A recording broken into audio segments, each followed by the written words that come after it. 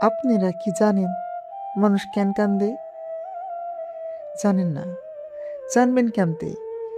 এই জগতে মাইষের কান্দনের তো শেষ নাই। এক একজনের এক একটার লাইগা কান্দে। এক রাতের বাতাসে আবুল্লার গরুটা মইরা গেল। অন আপনি কি তারে জিগাইবার পারবেন, আবুল্লা তুই কান্দুস কেন? পারবেন না। এমন কি যে কান্দে হও কইবার পারবো না কান্দে কেন।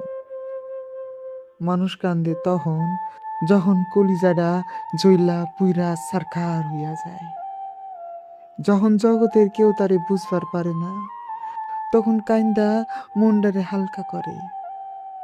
আমিও কাঁদছি, নিজের লাইগা কাঁদছি, এই সমাজের মানুষের লাইগা কাঁদছি, আসমানিরে হারাইয়া কাঁদছি। দেবত্বের কান্দনের কারণ থাকে তাই কেউ কইবার পারে না।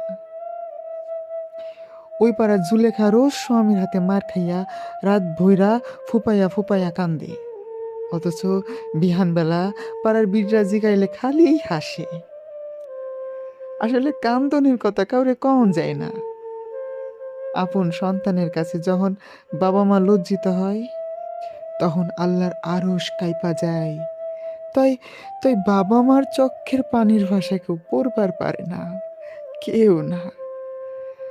আমগো পাড়ার ঝন্ডুর পোলাটা যখন পানিতে পইরা মইরা গেল, তখন আমি দেখছি কান্দন কারে কয়।